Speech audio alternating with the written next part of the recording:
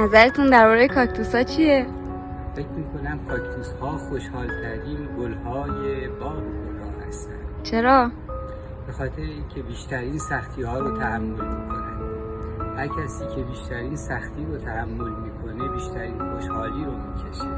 برای رسیدن به بیشترین خوشحالی حتما بایستی بیشترین سختی رو تحمل کنیم. سختی و خوشحالی تو امان یکدیگرن.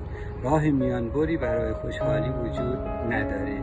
اونهایی که میخوان بدون تحمل سختی به خوشحالی برسن راه بیراهه‌ای میرن.